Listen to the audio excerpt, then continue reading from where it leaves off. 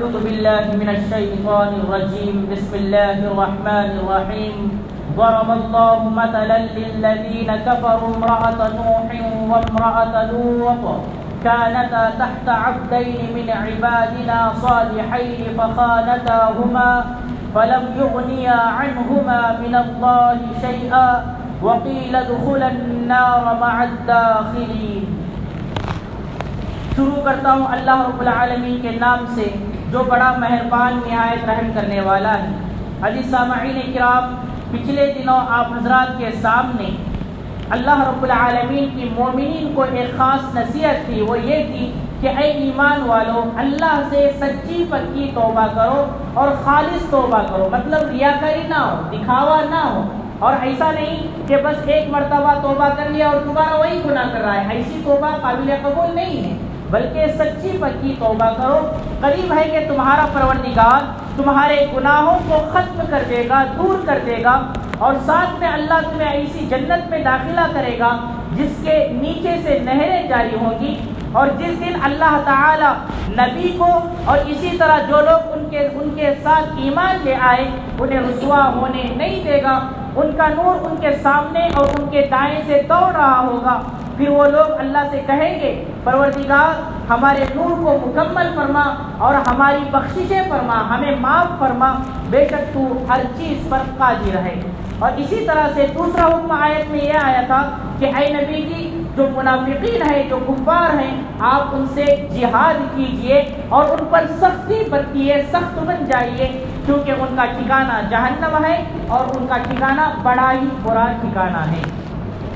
عزیزان محترم، سورہ تحریم کی ابتدائی آیتوں میں آپ کو اس کے شان نزول میں بتایا گیا تھا کہ نبی کریم صلی اللہ علیہ وسلم نے اپنی کسی بیوی کو یہ کہا تھا کہ یہ بات تم کسی کو نہیں بتانا، اور انہوں نے کیا کیا، وہ بات دوسری عورت کو بتا دیا، نبی کریم صلی اللہ علیہ وسلم کی دوسری عورت کو بتا دیا۔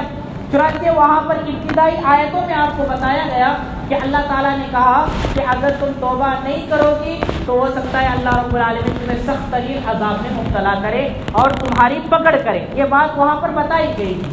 چنانچہ اب اس سورت کے آخر میں اللہ تعالیٰ 4 عورتوں کا تذکرہ کر رہا ہے۔ اس سورت کے آخر میں اللہ تعالیٰ 4 عورتوں کا تذکرہ کر رہا ہے۔ پہلی 2 عورتیں کافر ہیں اور بقیہ 2 عورتیں مسلمان ہیں۔ چنانچہ اللہ رب العالمین یہاں پر ارشاد فرماتے ہیں ضرب اللہ مثلا للذین کفروا امرأة نوح وامرأة لوط۔ اللہ تعالیٰ نے کافروں کے لیے نوح علیہ السلام اور لوط علیہ السلام کی بیویوں کی مثال بیان کی ہے، یعنی اللہ یہاں پر حضرت نوح علیہ السلام اور حضرت لوط علیہ السلام کی بیویوں کا تذکرہ کر رہا ہے، مثال دے کر کے کافروں کے لیے۔ کانتا تحت عبدین من عبادنا صالحین، وہ دونوں عورتیں ہمارے 2 نیک بندوں کی ماتحتی میں تھیں، یعنی ان کے نکاح میں تھیں۔ 2 ایسی عورتیں جو کہ ہمارے نیک بندے تھے، انبیاء تھے، ان کے نکاح میں وہ عورتیں تھیں۔ فخانتاہما، تو ان دونوں عورتوں نے اپنے شوہروں کے ساتھ خیانت کی، دونوں عورتوں نے اپنے شوہروں کے ساتھ خیانت کی۔ فلم یغنیا عنہما من اللہ شیئا، تو وہ دونوں نیک بندے اللہ رب العالمین کے عذاب سے ذرہ برابر بھی انہیں بچا نہیں سکے۔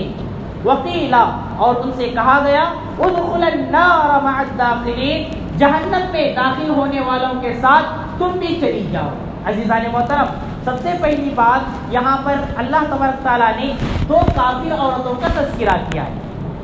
حضرت نوح علیہ السلام کی جو بیوی تھی اس کا نام واضلہ تھا، اور اسی طرح سے حضرت لوط علیہ السلام کی بیوی جو ہے اس کا نام واہلہ۔ تو یہ دونوں عورتیں انبیاء کے نکاح میں تھیں، ان کے شوہر نبی تھے، یعنی اللہ تعالیٰ کے پیغمبر، اللہ کے برگزیدہ بندے، اللہ کے رسول، جن کو اللہ نے قوم کی رہنمائی کے لیے، ان کی رہبری کے لیے اللہ نے بھیجا تھا، لیکن ان کے نکاح میں جو عورتیں تھیں وہ کافر تھیں اور ان لوگوں نے ایمان قبول نہیں کیا۔ چنانچہ اللہ وہی کہہ رہا ہے کہ یہ دونوں ہمارے نیک بندوں کے نکاح میں ہونے کے باوجود انہوں نے خیانت کی۔ خیانت سے مراد یہ نہیں ہے کہ ان لوگوں نے نعوذ باللہ کوئی بدکاری کی، کیونکہ کسی بھی نبی کی بیوی نے بدکاری کا کام نہیں کیا،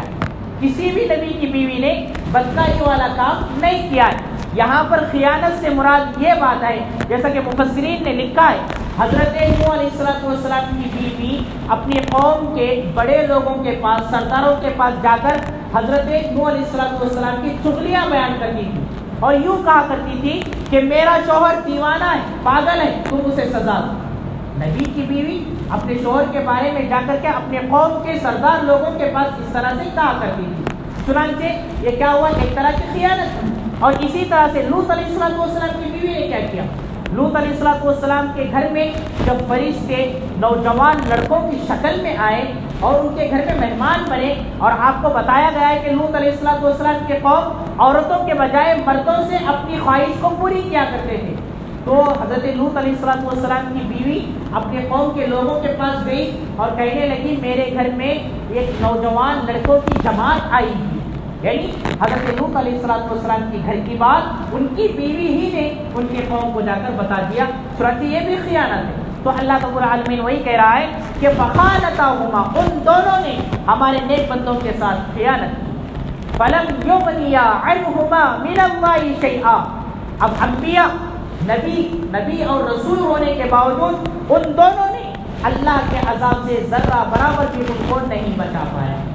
یعنی حضرت لوط علیہ السلام اللہ کے نبی، حضرت نوح علیہ السلام اللہ کے نبی، لیکن اللہ نے جب ان کی پکڑ کی، کافروں کی پکڑ کی، ان کی بیویوں کی پکڑ کی، عذاب میں ان کو مبتلا کیا، تو نبی ہونے کے باوجود بھی ان کے اندر کوئی طاقت نہیں تھی کہ وہ اپنی بیوی کو بچا پائے،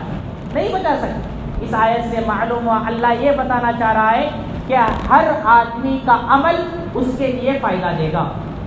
آدمی یہ نہ سوچے کہ میرا باپ،